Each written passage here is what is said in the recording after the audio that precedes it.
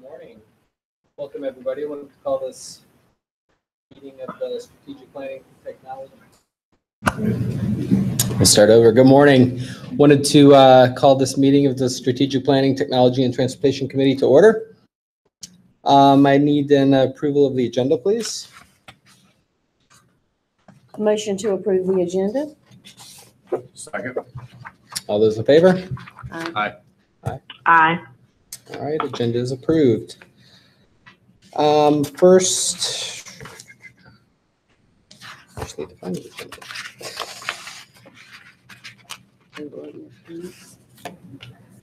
All right, the approval of minutes. Has everybody had a chance to review the 3/6 and 3/27? Yep. Yeah. I make a motion we approve the minutes. That's the It's 4/25. 4/25 for April meeting. 25th. Yep. Do I have a second. All those in favor? Aye. Aye. All right.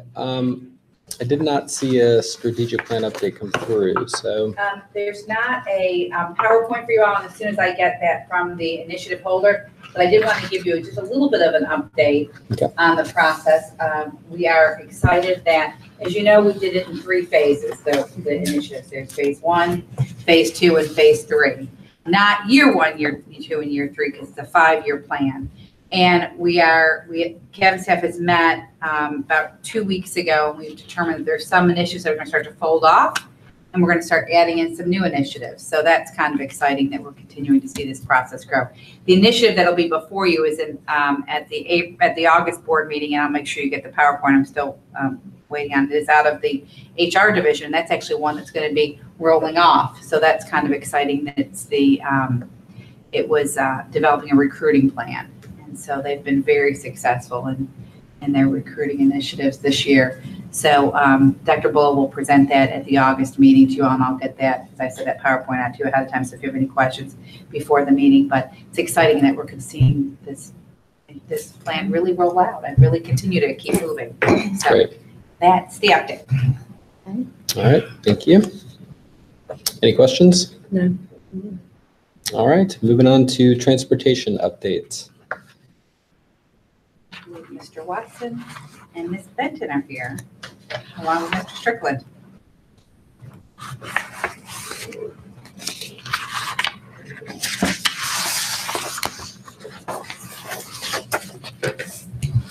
Good morning. Morning. Morning.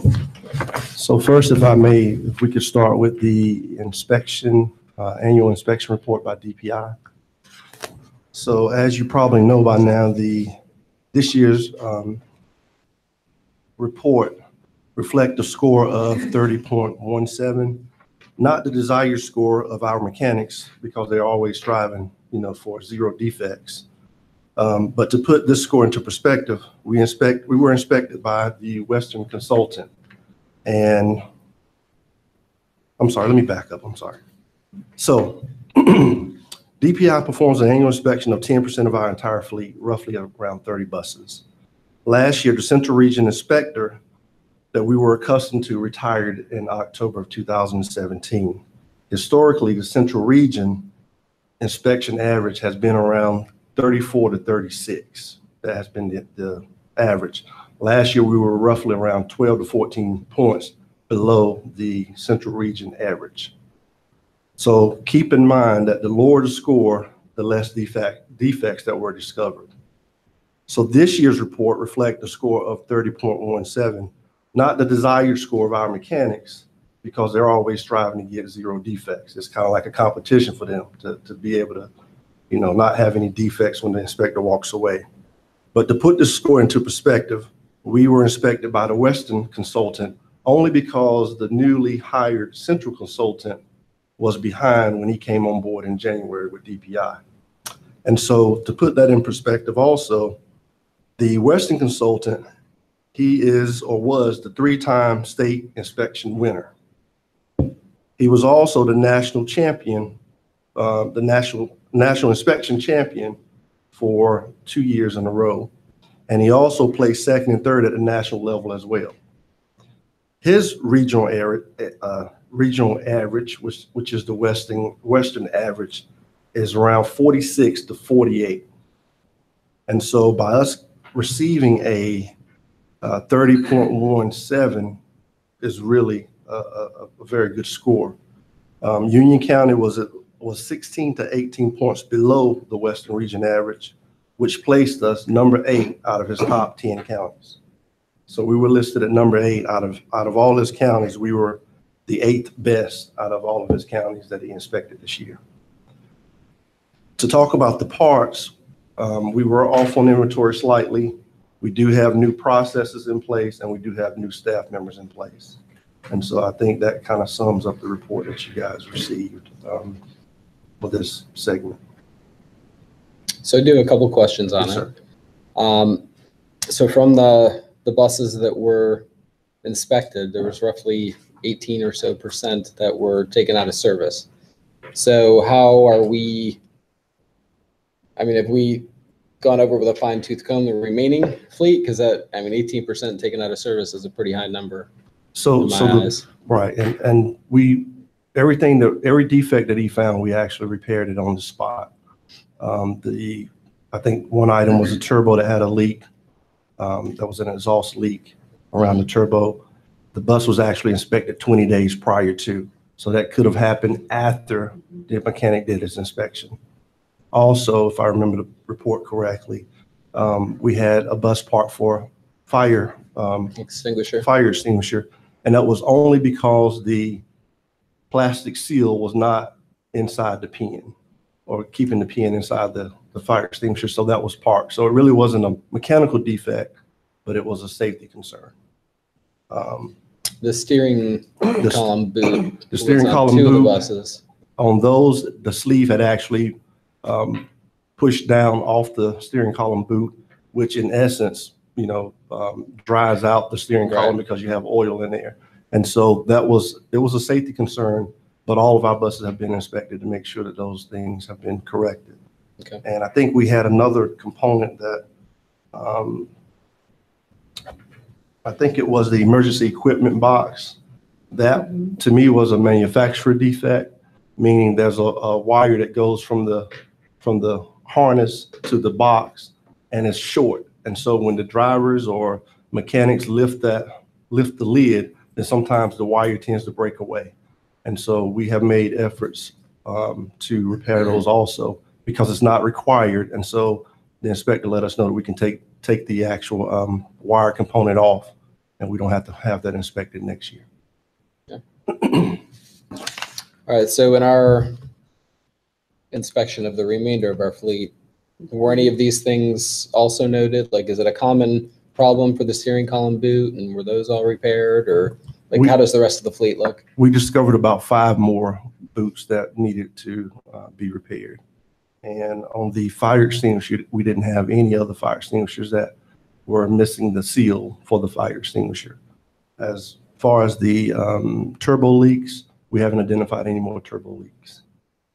And the emergency equipment box, buzzer, inoperable, again, we made efforts to take care of all those also. Okay. And then I'm sure, or I'm assuming that getting back up into stock on all the parts, that's something that we had in budget, and there were no concerns about ordering to get inventory level? No concerns about ordering parts. The only concern that we had as far as parts is concerned is the accountability component, where we had to put in new processes, and also we have new staff in the parts room. Do we have a system that monitors inventory level on these things, or an Excel spreadsheet or something? How do we do it? We do have a system, but it's not a robust system, meaning we don't have a device that scans parts as they leave the window. But our process currently is when a mechanic comes to the window, we write down the part number, we write down the mechanic number, as well as the bus number, and those 3 components together determines or help us to identify, what part went out, what bus it went on, and what mechanic made that repair. Okay. The prior process was the mechanics would come to the window, they would get the part, they would get the paperwork, and it wasn't documented very well. So we have shored up that process. Okay. Any other questions on the inspection. So the next component I would like to bring forth is just to give you a complete understanding of our budget efficiency rating. I think that's a question that has came up in the past, and just wanted to see if I can give you some clarification on what we're looking at. So if you would focus your attention to the screen to the right of you, this is our budget simulation, and this is for the 16-17 only because DPI has not updated our 17-18 numbers yet. So when we look at the actual simulation on the far right side for the state, you have your actual numbers. Those numbers do not change. They cannot change. Those numbers are permanently sound numbers. When you look over to the right side on the local expenditure side, that is the actual numbers that we spend in 16-17 locally. And again, those numbers do not change. What does change is we have the ability to go into the simulated areas and make adjustments. And so if you would click on the operating data at the very top, okay? And so here we have the number of students for the regular transportation as well as the number of students that we transported for EC transportation. Those are the actual numbers for 16-17. And to the right side, we have the number of buses that we actually use for 16-17. So we use about 294 buses in 16-17. So I know a question came up before of adding kids to buses. And I just want to kind of give you an overview of what I look at when I take a look at our budget rating and which direction we should go. So if we add 1,000 students to regular transportation. So we're going to take out the 22 and make that a 23. So we add 1,000 students. And before we add that, Mandy, if you would also focus at the very bottom, you have the simulated budget rating as well as the past budget rating. The past budget rating does not change. But anytime we change the numbers on the simulated budget side, then the budget rating does change. And so 3 things affect our budget rating: the number of kids we have riding, the number of buses that we're using to transport, as well as the expenditures that we incur each year. So we changed the number for regular transportation from 22,000 to 23,000, adding 1,000 students. And when we click on the simulated budget rating, automatically at the very bottom left, when you click on the simulated budget rating there, go to the box, 92%, 92.8. And if you click on it, you automatically see an increase in the budget rating. However, if we add 1,000 students, we have to add 14 buses. And the reason, the way that I get my 14 buses is I take 1,000 students and I divide it by 72, which is 72 passenger, and it gives me 14 buses. So I'm gonna change that number at the top to 238. And then I click on the budget rating and my efficiency rating drops down to 94%. Now, if we add 1,000 students and we add 14 buses, now we have to add an operational cost.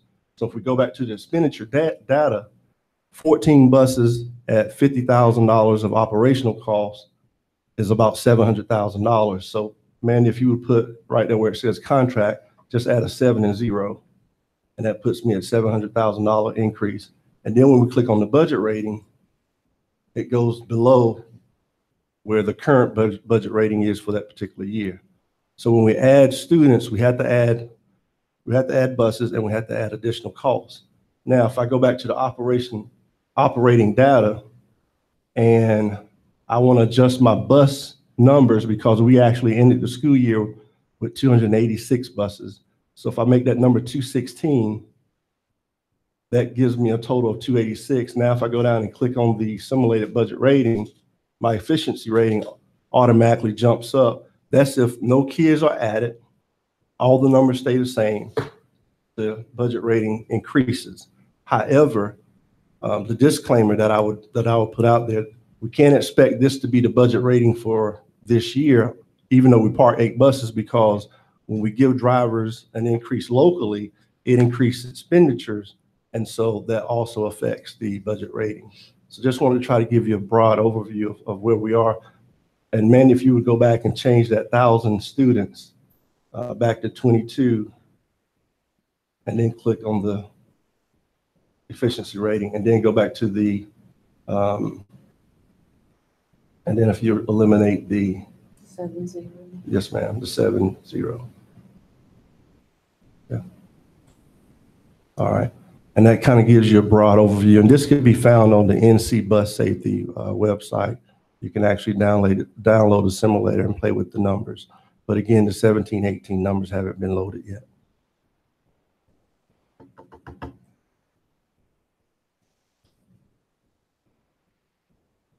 So the assumption here is that all of our current buses, our 224 buses, are running at 100% capacity, right?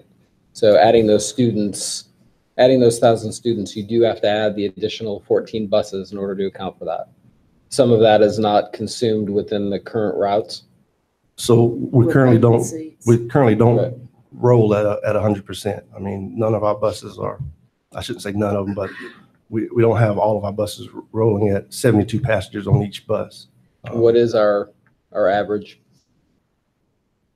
That's a good question. I don't have that with me. I can find out for you.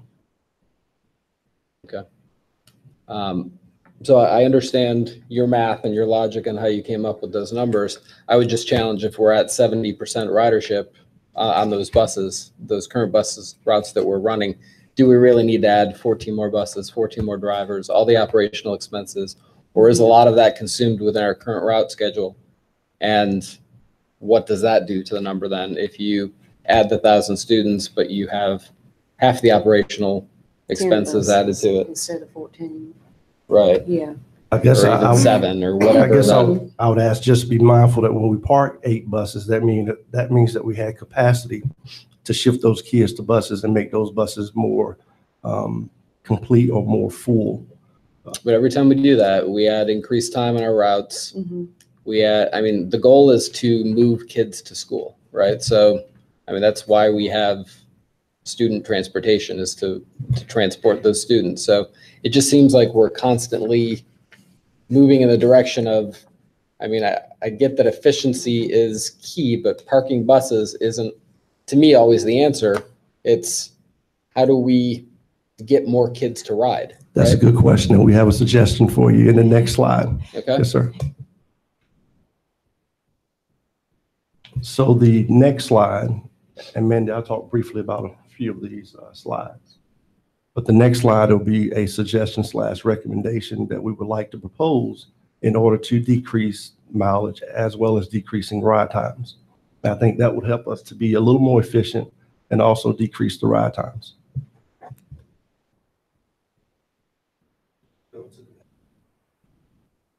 Okay.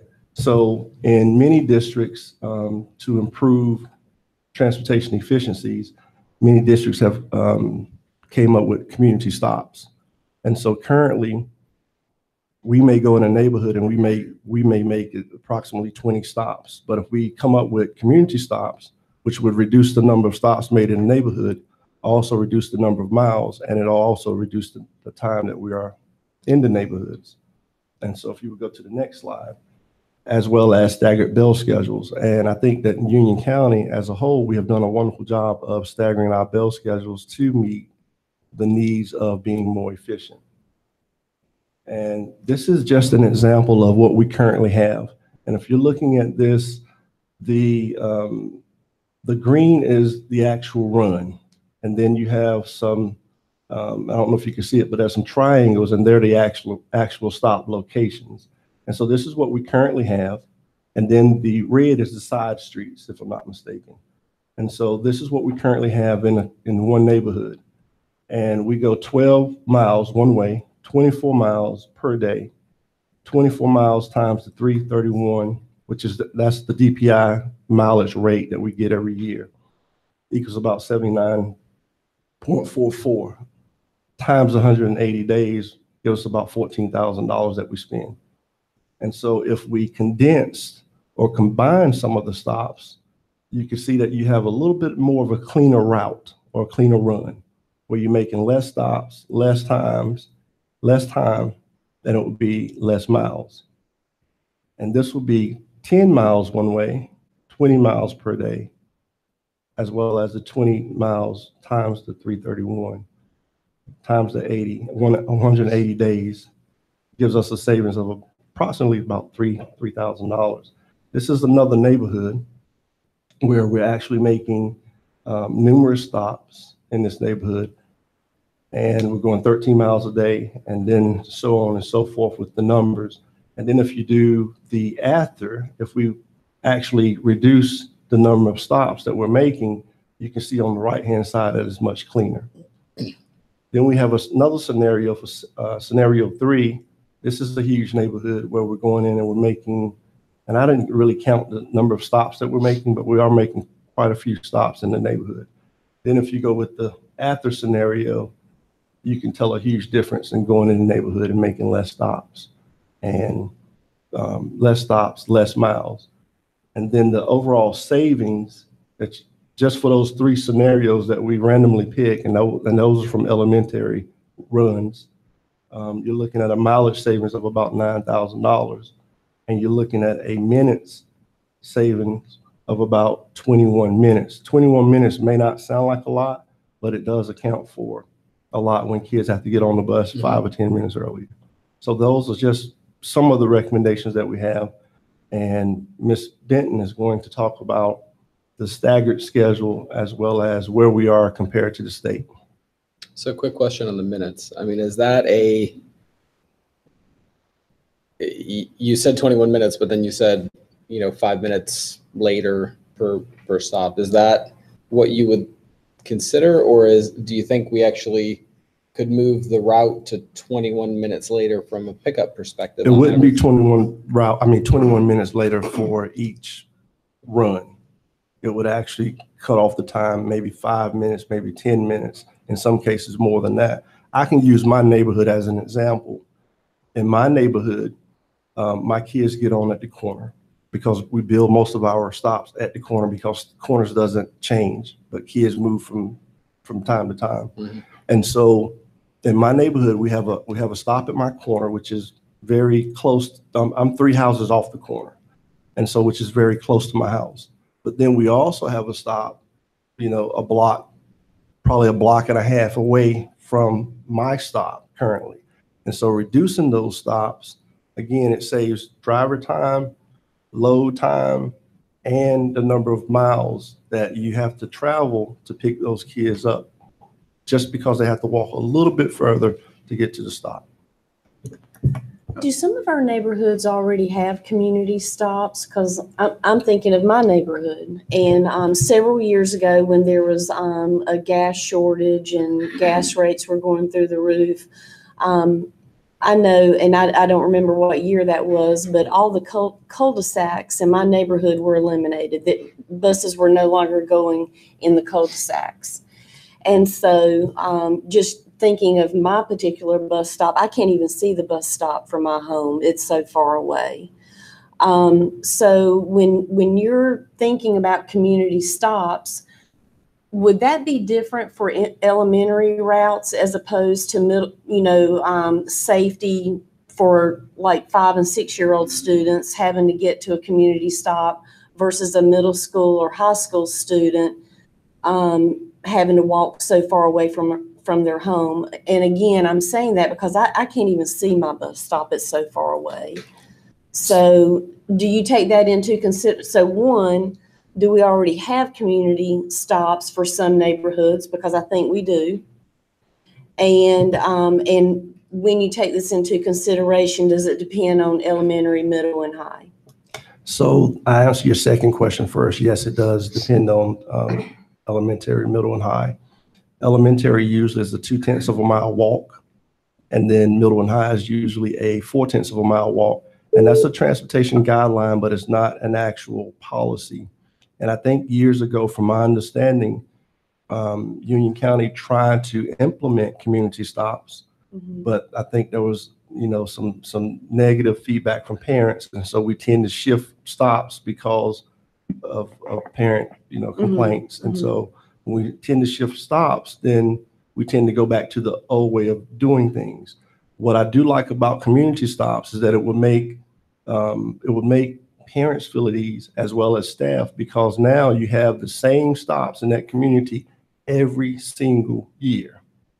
And so no matter who moves in and out of the community, you know exactly where the stops are located. You know where the elementary stops are located. You know where the middle and high school stops are located, because the walk distance is within the parameters that we set as a district.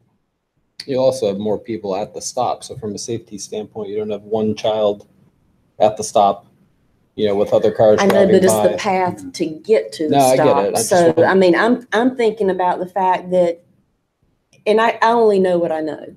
So I know that there's 2 cul-de-sacs in my area and 2 whole roads were eliminated and we were moved to a stop. So I'm thinking, you know, those 5, 6, 7, 8-year-old children having to walk so far to get to our current bus stop, you know, I can't imagine it being further. And so my question really was, you know, perhaps my example already is a community stop. If it's 0.2 of a mile, it sounds like it's already part of that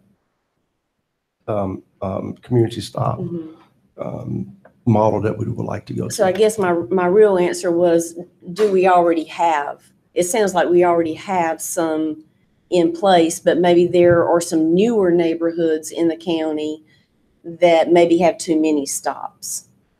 I would defer that answer to Mandy, but from my experience, I have known us to have a lot of, from what I've seen since I've been here, we have a lot of stops in the neighborhoods that we currently travel in, and it does create a delay. And perhaps the older neighborhoods that were here during the, you know, the gas crisis or whatever, maybe those were already cleaned up, but it's the newer neighborhoods that maybe have not been cleaned up yet. Well, without policy, you always, without policy, you always revert back. So because there's not a policy of 0.2 of a mile or 0.4 of a mile for middle and high, you revert back when there's a safety concern perhaps, or something that you would write, a complaint. So without policy, you know, you revert back gradually to those. In some areas, yes, you are right. There are community stops. That was the goal years ago. And, you know, as years passed without policy, you revert back to the old ones when there's complaints or things of that nature.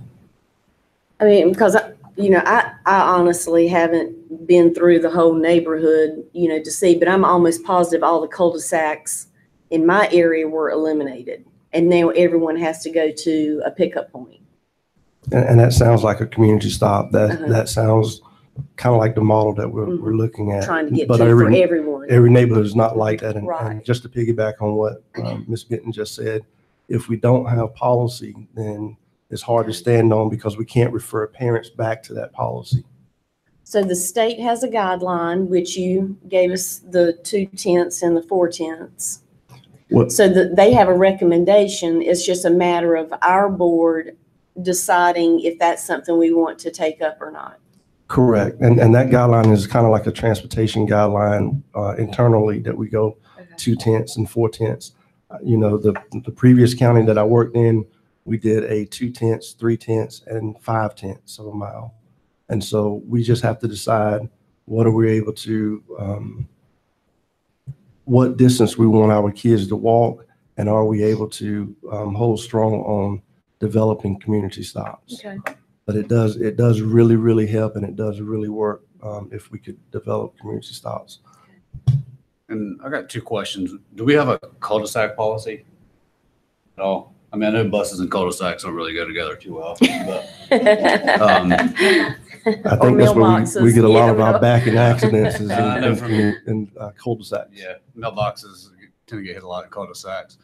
And the other question I have, as far as your experience, this goes to you, Mark, Mandy, everybody, with the 0.2 of a mile walk time, in your experience, does ridership tend to decrease when that gets implemented at all? Because I know some people, if their kid has to walk a lot, they won't ride the bus. They won't let them.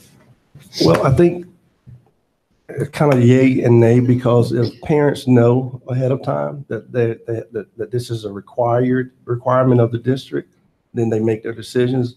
And the one thing that I want to stress, even if ridership tends to drop, then that's our opportunity to cut more buses. And I know you don't want to hear cut more buses, but you have to if you don't have your buses loaded. And so it's kind of like being at the airport. If the plane takes off and you don't have enough passengers, then you're not really paying for the company itself is not really paying for, that trip. And so I guess I would just say, parking buses may not be nothing in anyone's favor, but at some point, if the buses are lightly loaded, we have to do something different. And so that's why we've been trying to utilize our fleet more efficiently by packing the buses. And sure, it does increase ride time, but what could help to offset the ride time is the community stops. Refresh my memory. Did we park 8 this past school year, or are you recommending parking 8 for this coming school year? So I go into every year not wanting to park a bus, period. But after we do our annual head count, which is usually around September, October, once we do our head count and we know how many kids are riding, and we know how many kids are riding on this particular bus. And so once we find those numbers or identify those numbers, then if I see buses that are lightly loaded, I'm asking the managers and specialists, hey, take a look at your bus and see if we can actually eliminate that bus, because in a time of driver shortage, that actually combats our driver shortage, because now we can eliminate that bus and we don't have instead of having 10 vacancies, now you may have 5 vacancies, because we ended this school year with 3 true vacancies. And that was also because we did eliminate some of the equipment from the fleet. So if we still had those 8 buses, we would need 8 drivers. So you eliminated 8 last school year? Yes, ma'am. For 17-18? Yes, ma'am. Okay, so that was 17-18. And as we're preparing our routes this year, buses may be eliminated, not because we want to, but we're going through a realignment process. And so we may have less riders, and that may... But we may have more riders too, True. because we've moved students closer to home, neighborhood schools. And so instead of a student being 13 miles from their home and parents feeling the need to drive them because of sports, clubs, activities, whatever, maybe more will take advantage because it is a neighborhood model now. And that's what we want. We want more kids to ride, and we can always add those buses as we go. But we always look at the numbers to see if we're over capacity, we add buses. If we're under capacity, then we have to take equipment away, unless we just run those buses with very little ridership, which is not very efficient in my eyesight. And going back to Mr. Helms's question, I know in my area, parents were driving not because of the walk distance to the bus stop.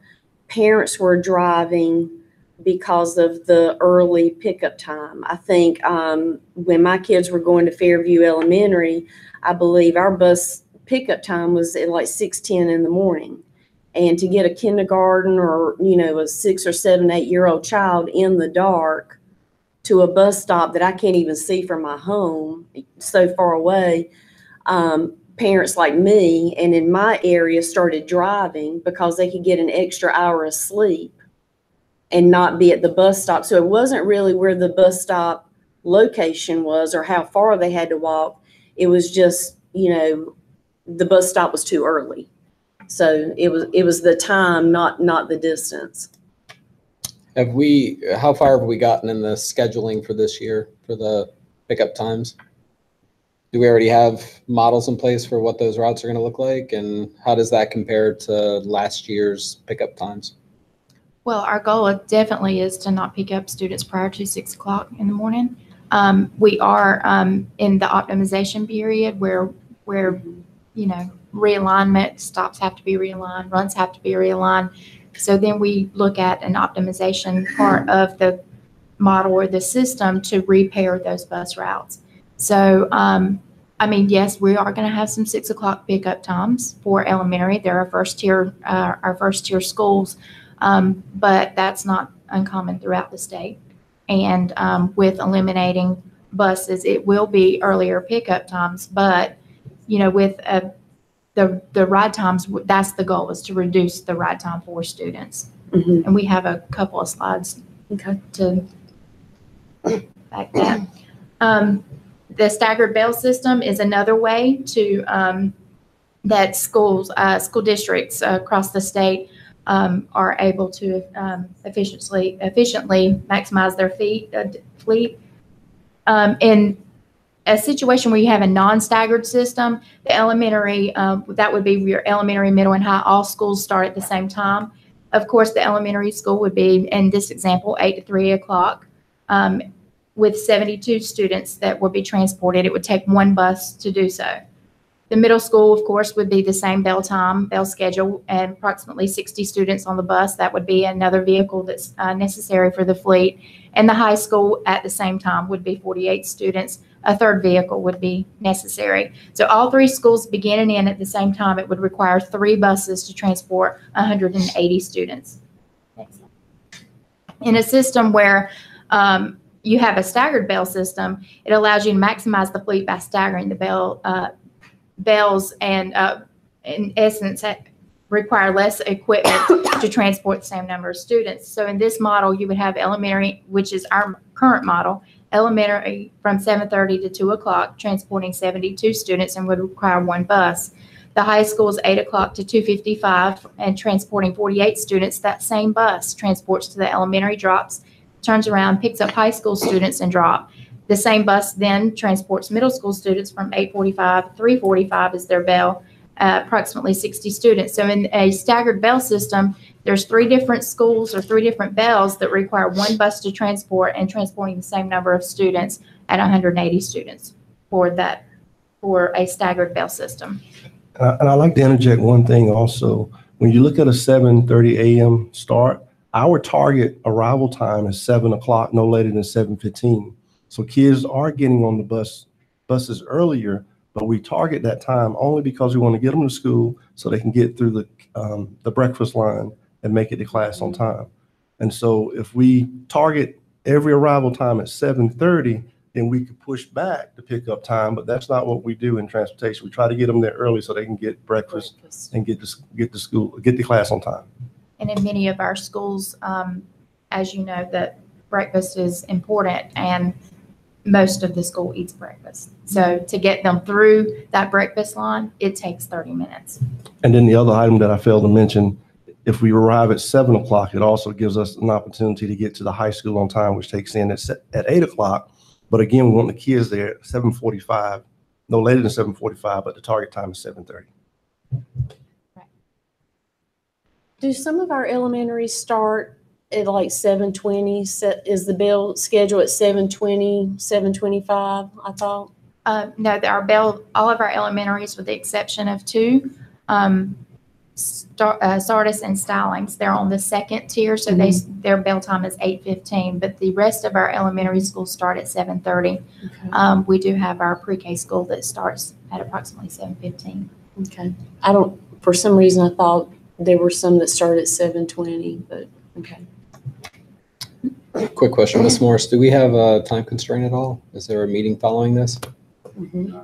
There's facilities and then kind of slipped in between is policy, but. Do we have a time that we're targeting? I'm just trying to see if. Facilities is at 9 a.m. So policy is only going to take probably 15 minutes. So yeah, that's quick. Okay. Hopefully. Thank you. I can move through fast. Okay. I will pass around.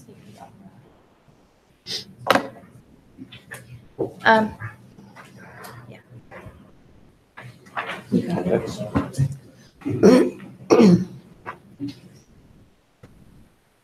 Thank you. Okay, this is a copy of our DPI Service Indicators Report.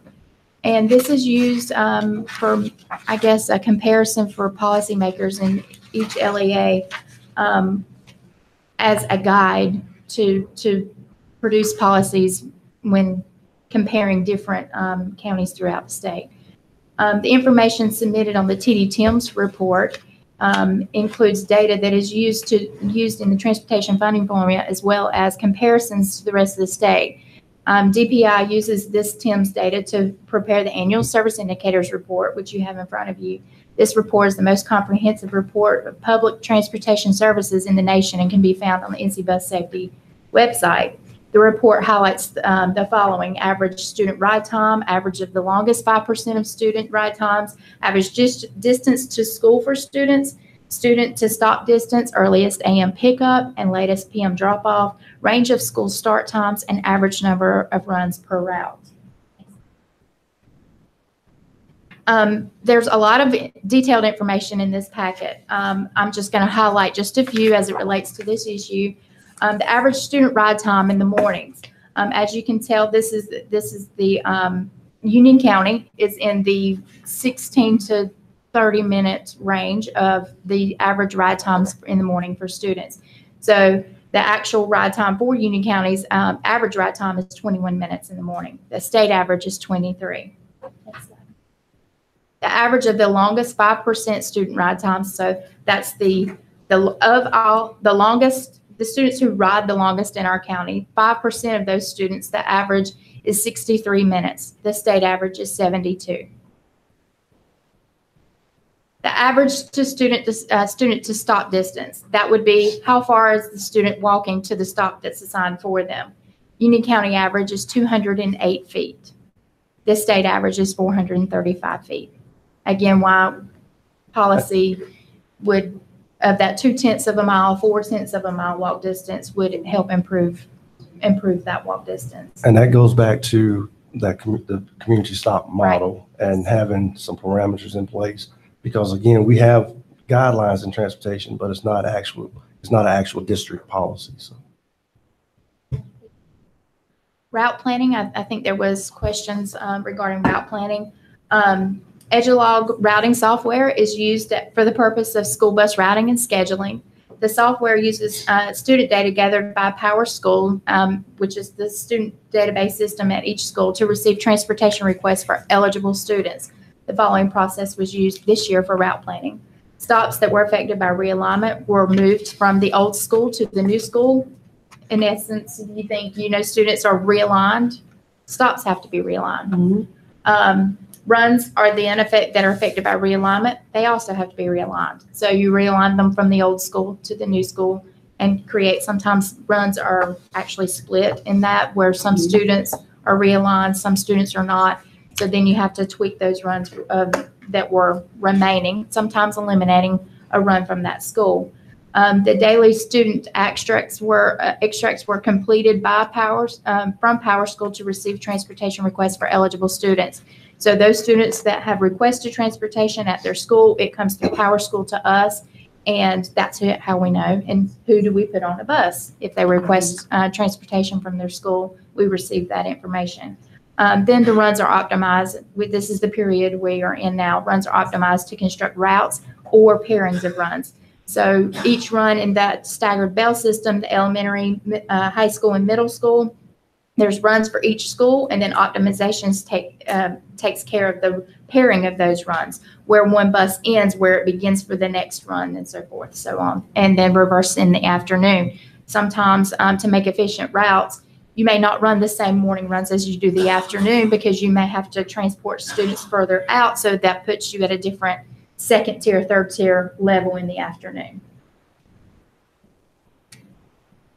And I think another suggestion that we discussed prior to coming into this meeting, and this is just a thought, but when we have our annual head count, being able to publicize that for kids to ride the bus for that week, because it's only a snapshot for the year, as well as at the school programs, we don't get credit for those kids that are at the school programs, even though we transport them home in the evenings.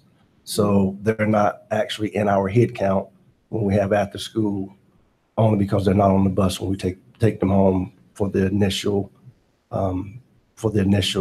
drop off in the afternoons.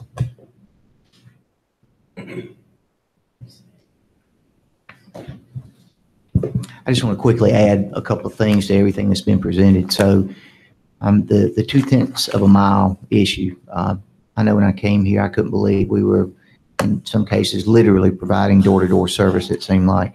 I've never been in a district where we did anything other than 2/10 of a mile, because it certainly kills your efficiency rating and your time spent on the buses. As far as the community stops, there's one in my neighborhood as well, and it really works well.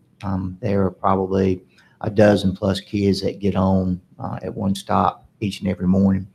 And, you know, let's not forget, we had a great opening of school on Monday with two schools year round, and the transportation piece went fantastic.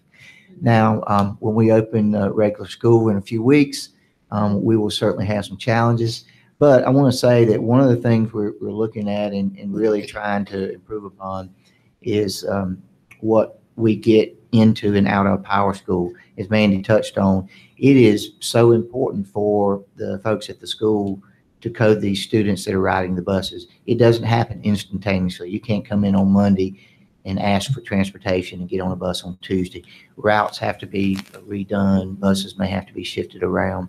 So we've done a little bit better job this year of trying to get the Power School information in there earlier. I think for next year, we may try to see if we can't get the open houses to happen a little earlier. In some cases, they may be the day of school or a couple of days before. But again, the district that I came from, they had the open houses a little bit earlier. We had transportation staff there. They were able to actually capture kids at that meeting so that we could go ahead and get them in the queue. But we are trying to do better with getting the kids on the bus. But for us, it all starts with Power School and when they get coded. If Power School is so important and would be so helpful, why can't parents go into their students' Power School and click AM route, PM route, or go ahead and indicate in their Power School that they desire transportation or that they're declining transportation? So I don't want to speak for Mandy, okay, but two things I wanted to say. With Power School, there is a capability to push information back into Power School. We're not there yet. And then currently with Here Comes the Bus app, we tested it for year round this week. But any parent that has the Here Comes the Bus app, they're able to get their bus assignment through the app even before school start. So for instance, last Friday, I think we were looking at a Here Comes the Bus app participant, and that child you could actually see the bus stop assignment as well as the bus number as well as the times was in the app even before school started on Monday. So if parents have it, if they have tapped into Here Comes the Bus, they will be able to see their bus assignment information prior to school starting also. Okay, but can we look into Power School to see if there's an accept decline for AM, PM, or? Mandy, you know much more about Power School than the rest of us. Well, I was going to say that's definitely something that the Power School gurus could look into. I don't know how it would operate on the Power School side. I don't know what permissions would have to be allowed, for parents to actually enter data in that. I mean, from this data entry part at the school level, I mean, how many people do you want to have access to be able to change the data you're responsible for? So, that would be something that, IT could work with the data managers and DPI to see. The only reason I ask is because parents do have the option that they can get alerts. So maybe if there's some kind of routing system through the parent alert mechanism that you either accept or decline you accept the AM or decline the PM, accept. You see what I'm saying? I've been looking to Mr. Parker, so we'll get with him and see if there's a way we can improve upon that. So not necessarily that parents are changing or altering anything, because I know that we have the grades and stuff in there and GPAs and stuff, but I'm talking about the parent alert. Maybe there's some way. I don't know.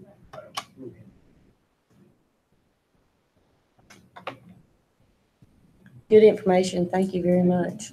Quick question too. As far as the transportation software, I requested to put that on there. I know last year we were looking at getting possibly a new routing system. Mhm. Where are we on that? So again, where I came from, we had a different system, and it's a lot better, in my opinion, than what we have. We did not look at it last year because of everything that was going on with student realignment. We just felt like it was a little bit too much to look at. But I believe this year they're coming in the fall to work with us to let us kind of smoke it over and see what we think about it. So we held off a year because of everything that was going on. Okay. And is Mr. Parker going to be involved in that evaluation and everything? He certainly can. Okay. Great. One last comment. Mr. Watson, I love the power tie. That is a great tie. Thank you, sir, and thank you for your time. And while we have you with us, we want to say congratulations on your recent award also. It makes our school system very proud for you to win that award. So congratulations, and thank you for representing Union County Public Schools. Thank you, and I was very surprised when I received it, so thank you. And I'd like to say that I play a small part in that because I've now worked with 2 transportation directors that have received that award. So I'm just saying it's common thread. Yeah. So you were his good luck charm. So. Thank you, guys. All right, Mr. Parker.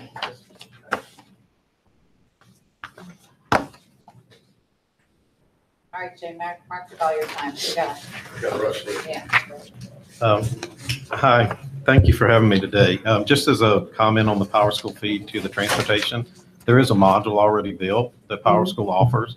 I think it's about $6,000, and it does that feed where the parent gets a notification and picks an AM/PM, and it uses that TIM software to update back from Power School back over transportation software.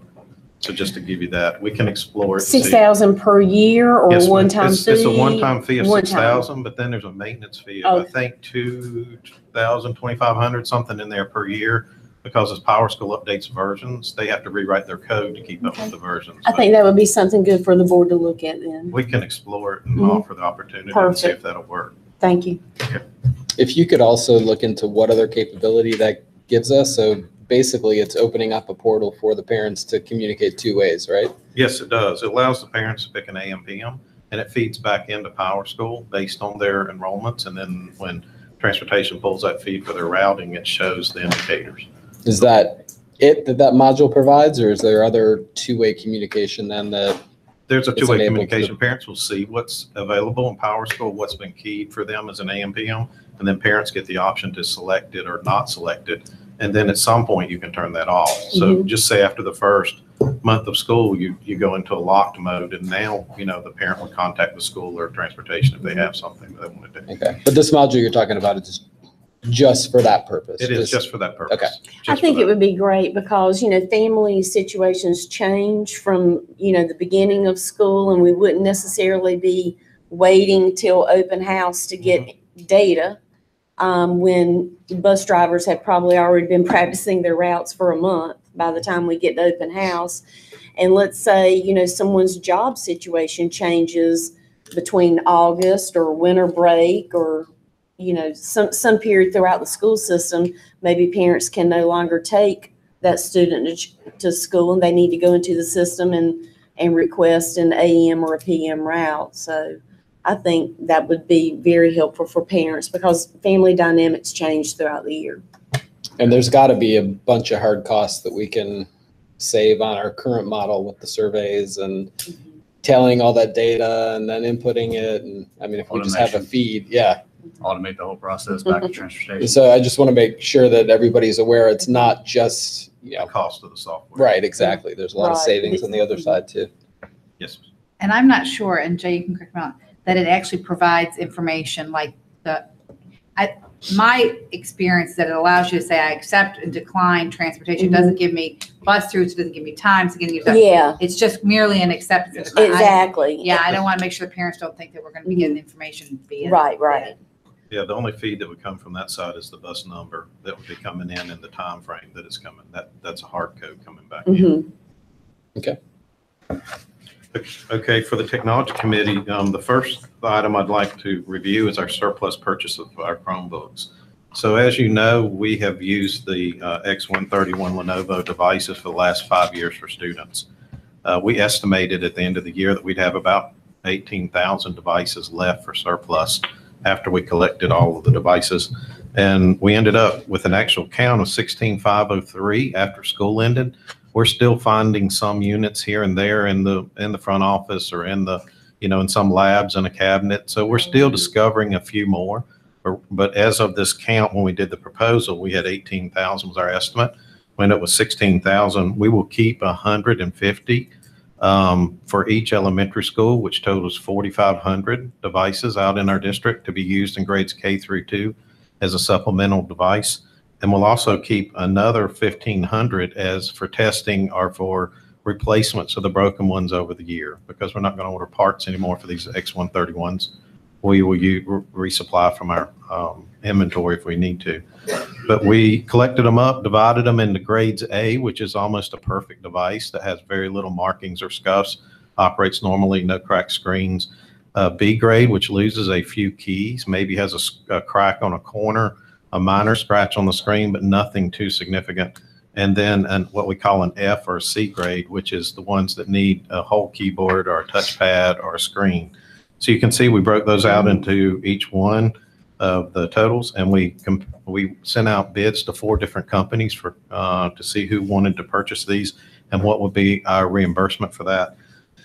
Our recommendation is to give it to CDR, which is the same vendor that actually purchased our administrative computers. And they were the most competitive as far as the bid and the value add, which they provide the boxes, the shipping, the supplies to put the equipment in that we would have to order to ship it to a vendor. But they also provide the staffing on site. So they provide 5 to 8 people for 1 week of time to pack all this up, inventory it. They perform the NIST standards for cleaning, sanitizing data down to 5 millimeters. So it's if you look back through I included all of the bids, and behind this, there's 4 pages or so of bids, and I broke it out by unit cost as the greatest, to the least. And what we would expect as a reimbursement would be around $200,000. It depends again on the grading, because the CDR offered to take some of our F grade devices that are broken and combine those and make them into B grade devices. So they would do the repairs and move them up and give us a higher reimbursement for a greater number of the B grade devices, which would give us a greater number of $13 per unit added to this bottom line. I didn't know if you had any questions on that. Yeah, I was just curious. I was estimating it was $12 per device. I mean, is that kind of the going rate for a used laptop? What is the average? The Chromebooks, that we put them in here, the Chromebooks range from about $10 to $16. I mean, you had some varieties in here of grades. One vendor just offered $10 for just only our A grades. They didn't even want the B or C's. Oh, wow. So, the others offered a significant, discount as you go down to the repairs. CDR and their value add was offering the staff the packing, and they would repair our F or C grades up to a B grade.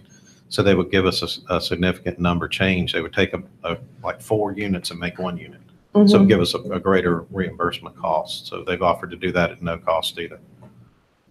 They provide a sanitized report.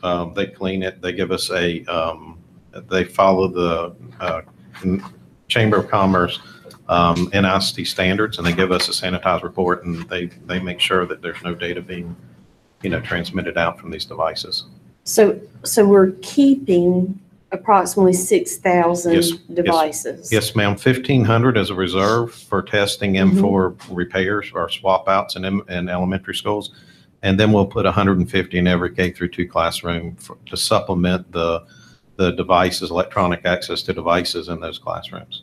Right now, they have some have iPads that are on a 1-to-12 ratio or 1-to-6 ratio if they bought more. But we're trying to get closer and closer to that 1-to-1 in K through 2, and these devices will help supplement and provide another resource for that classroom for the next year or 2. So do we know how many devices will be removed from K through 2 to bring these in, and are those worth anything? No, they were removed last year. Okay. When we did the admin refresh, we took out those, they were old Dell netbooks that were 6 and 7 years old, that just, some of them didn't even boot up or connect to our networks anymore. Okay. So those have been taken out, but we supplemented last year with some PCs, and we gave them some access to it. The students in those grade levels don't really use a lot of that PC logic in kindergarten and first grade. They're really just surfing the internet, going to websites, running applications, and we can control that through our Google platform and give them access to these resources. Okay. So we're going back to CDR and level set the expectations on the quantity, because when I look at the proposal, it's 18,000 per level. Yes, we did. They set up to 18,000. This is the price. And they know that we're coming in less. All the vendors, I contacted all of them back and said, we ended up with 16,503. Does that change anything? And they said no. Okay. Okay. So the new laptops that we have ordered, Yes, ma'am. 6 through 12, Yes, ma'am. 25,500. It's on a 5-year lease. they're all have all 25,000 arrived. They are at the vendor right now, having the cases put on the devices. And what Lenovo does is they contract with a third-party vendor to put those hard shell cases. We did not have cases on our existing Chromebooks. So in the RFP, we asked for those cases to be put on. We asked them to enroll them in Google and go ahead and put our asset tags on the devices. So, and we asked for specific shipments to our schools in 6 through 12 based on their enrollments. So they were shipping directly to the schools. So the only task our desktop engineers will be is just to scan them and hand them to students. Okay, has that already been rolled out? Because I know one high school has already released a pickup day for their students to come. So are all high schools using the same pickup day? Because what we did is we asked for a survey with our 6 through 12 grades with the principals on what their distribution schedules would be like and when they expect to, issue these out. Each one of them had we're going to issue them at open house, and others were going to issue them after school started. So we based our shipments on their feedback, and we gave that to the vendor. We expect our drop dead date is August 13th. So the vendor knows that they have to be in every single school already staged and ready to go by August 13th. We're expecting them actually to arrive by probably August 4th or 5th. We're thinking we're a week ahead of time on everything. So the surplus purchase of this equipment will happen after that point, after the new ones arrive, because we don't want to be left with nothing. They don't arrive and we don't have the old ones. So we're holding this surplus until those actually hit our doorsteps. Okay, so principals made that decision. Where are we on allowing students, once these new devices come in and they're rolled out and the devices are in our students' hands, where are we on having a discussion on allowing students to keep that device through middle school or through high school so that students aren't getting a new device every year that maybe someone else abused? Right, I understand. So I don't know what the other board members have thoughts on that, but I know that at some of our schools, the student gets issued the same device each year. And I think that's a great model that, maybe you'll take better care of it if you know that you're going to have it through 12th grade. Some schools are already doing that. A lot of schools are not. Correct. And I would like to discuss as a board that we discuss that students will keep the same device. And maybe they'll have more ownership and responsibility on taking care of this device, as opposed to a student that is conscientious and has taken care of their device for 10 months, and then they return in August and they get a device that someone did not take good care of for 10 months. So do you have any feedback on how that has worked well for the schools that have chosen to go that route and letting their students keep the same device, as opposed to, what kind of data or history do you have or recommendations, to to implement this with the new devices? Yes, ma'am, you're correct on everything you said. There is a few schools that do issue these, and they give them to the students and actually put name tags on them. Mm-hmm. And when the students come back, they're issued back out their exact one that they had. It's a laborious task by the school to do that, because collecting them and then issuing them back out. So some schools have taken the initiative to bring in PTAs, extra volunteers to help do that in their schools. And others, it's a daunting task when you have 1,800 students and you're trying to give them back directly to the person. And sometimes these students transfer from school to school, over the summertime, or transfer to another spot, and then that device has to be shipped over to the next place. So it's a little bit of I guess, an organizational effort of doing it by schools. There's not been a mandate for that to happen. Schools have just chosen to do it. From personal experience, I can tell you that name tags have been put on the device, but they still get a different one every August. So the name tag's being moved, or they're printing new name tags every August. Yeah, there's a couple of our schools that have put them in, and they issue them out. CAT is one of them. They issue the students back out exactly the same device, and that student collects it. And what they do is that before school starts, they send them down alphabetically, and they'll give the students their devices back the way that they stage them. But it's been a school decision on if they want to, incur that task, or if they, are happy with just issuing them back out. Right now, it's been. Well, my recommendation to this committee, and we can discuss this and decide if we take it to the full board, but this was a huge investment for us to get new Chromebooks for our students. It was overdue, much needed. Yes, ma'am. And we're here today with new devices coming in the door. Okay. I think now is the perfect time for the board to decide that, especially for our high school students who are doing ACT prep, SAT prep, taking online courses through UC Virtual, NC Virtual, SPCC, I think now is the time for us to decide that we would like for at least our high school students to be able to keep that laptop all the way through and to do their ACT prep, their SAT prep, because we talked in curriculum yesterday that our high school students on their startup screen, we're investing hundreds of thousands of dollars on these programs for our students to be able to have these tools. Mm-hmm. But if they don't have their laptop, then they can't practice during the summer months or whatever. So Are you referring to the school collecting them and putting name tags on them, or the students just keeping them all year? Putting the name tags on them. Okay. And for them not to get new name tags on a different device every Right. August. I agree with because I know that's happening.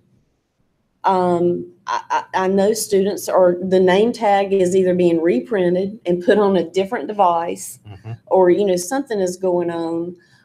But I am suggesting that at least for our high school students, that they be able to carry that all the way through and through 12th grade. Yes, ma'am. And that we allow them to even have them over summer breaks as well, to work on ACT, SAT, Naviance, Empower Ed. Okay. This is important for our high school students. And when they're turning them in June, there's a lot of, online courses that could be taken. There's a lot of tools that we're spending money on that during the summer months, they could be updating this information through Naviance and all this money that we're spending on ACT, SAT, Naviance, that during the school months, they may not have time to work on. Yes, ma'am.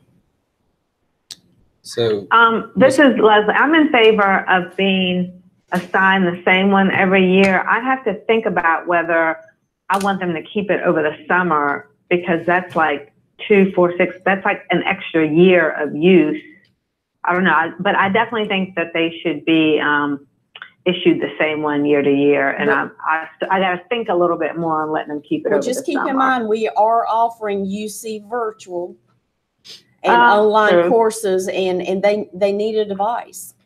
Oh, that's true. That's true. And we have the repair for them included in the Or lease updates too. and updates. So, at Yeah, some so- point, Yeah, that's they true. do need That's true. updates. Right. But I really, But that's true. if some schools are making it work, Mhm. then my recommendation is that all high schools need to make it work. Have the same rollout. Have the same tagging, be consistent. I don't see how some schools are making it work and some schools are just not doing it. We will investigate that and come back with some kind of. And proposal. I'm gonna put this out there that the schools that are making it work, Mhm. their scores are higher. Oh. So I just want to, I want all high school students to have the same access. Okay. So what happens over the summer with these devices? Are they updated? Are they Mhm. cleaned? Yeah, we undertake an effort of cleaning all the stickers off or any marks or anything that students put on there to identify them as theirs. Because when you get in a room full of the same exact model, same exact device, a lot of students like to put some kind of removable stickers, and sometimes those stickers don't come off completely. So we remove all of those, clean them up. We update the Google versions on them, update the OS on them, and then we actually check the inventory them all back into our inventory so we can get a count of who didn't turn them in or who turned them in. So we know, and then we match the power supplies inventoried also, and it's matched up with the device so that we know which students brought back their power supplies and their laptops. But yes, it's a big effort. Every year we're doing about 1,700 repairs over the summers and scrambling to get them back out. Well, this year is unique that we're at that 5-year mark that there's not that cleanup. So our groups this year are re-imaging labs and running wires and putting in access points. We're preparing for next school year and getting some of the tasks that have been overdue completed. Okay. Okay. So I just want to assure, where do we go from here? What's the next step to go ahead and decide that at least our high school students will have the same device 9th through 12th grade? They will. Is that something we want to say, this is what we want all high schools to do? I think we have to do some work. So I would recommend that we task Mr. Parker with looking at the high schools that have been successful in this. So I don't know if you already have those identified, or if Ms. Merrill, you can get, okay. How have they made this work? What would be the process to implement that across all of our high schools? And then what would our strategy be to refresh those, to do your normal summer tasks on those devices? That Get them refreshed. Yeah, Get so them ready. I'm curious how that happens currently. If is everybody still turning it in? Nobody keeps it over the summer right now, right? No one does, except the UC virtual crowd that would be taking a class. They would have them over a period of some And point. keep in mind, if you're spending all this time and energy removing stickers, We are. then if they're keeping it 9 through 12 and coming in for a summer refresh, then maybe we're not having to remove all those stickers That's a good because point. they're keeping it. It's a good point. So, There might be more stickers. well, that's their problem. You wouldn't have to deal with it for four years. You would only deal with it when they turn it, and maybe that's their responsibility when they turn it in 12th grade. Could be, part of the RFP, we negotiated 25,500 more cases in 3 years. So if the students put them all over the cases, we could technically, as students graduate, use those resources to replace them. I mean, we could over time. So a rising 9th grader would get that. It would go all the way through senior year. Then it would get repurposed back to a freshman. And then after that next year, they probably get issued a new laptop anyway. Maybe. Sophomore year. That'd be 5 years. But we wouldn't be cleaning off stickers 4 years in a row or 3 years in a row every time they turn it in. Right. Because they're stuck with it. If they put it on there, they're stuck with it. So that's my Well, to recommendation. answer your question, I agree with Joe. I think we need to figure this out, and then we can decide what we want to move forward with as a recommendation to the full board. So could you do that and Yes. report back to us? Yes, sir, I can do next that. month's meeting? I can pull that back up. My recommendation is to bring the approval for CDR. Yeah, I was going to purchase make the a motion devices. for that. Thank you. Yeah. So I can turn my thing out for Yeah. Yeah, I'll make the motion to approve approve the full board CDR for the purchase of surplus Chromebooks. I second. All those in favor? Aye. Aye. Aye. Just the final piece is that second page, the next page over shows a Gantt chart, beginning of my project plan. It's just the one right after the initial Chromebook proposal. Shows the Gantt chart. And I just wanted to just give you what we'll be working on this next year. We'll lay that out in some kind of visual indicator for you, just to let you see the major ones. And at the back, or if you flip all the way towards the back, you'll see our IT roadmap, which is in green. It shows each year of the major initiatives that we're covering and what we've done, just so that you have a visual indicator. We have our technology plan also posted on the website. The next page over shows you what we provided last year. You'll see another one of these that looks similar to this based on our major projects. Once we get those defined out steps in each one of these, I'll provide that at our next meeting and give that back to you. And the last two pages are just our accomplishments, goals, and our objectives for this last year. Just so you see the last two pages in your packet.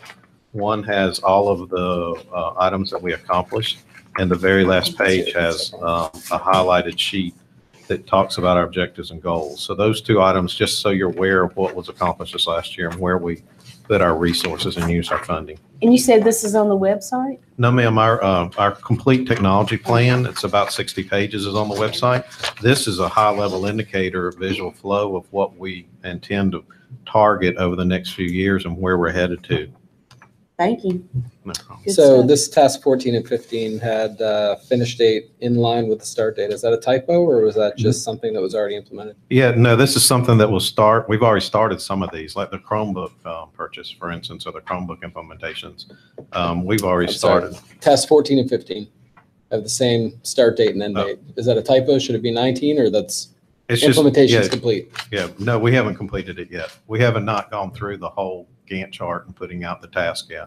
But I'll have that in the next meeting. This was to list out what our projects will be, and you'll see it in a project plan next time with the dates on it. With the typo?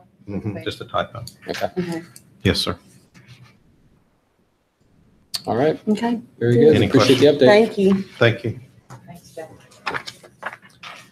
Does anybody have anything else they'd like to discuss? I do not. All right. I'll entertain a motion to adjourn. Motion to adjourn. Second. All those in favor? Aye. Thanks, everybody.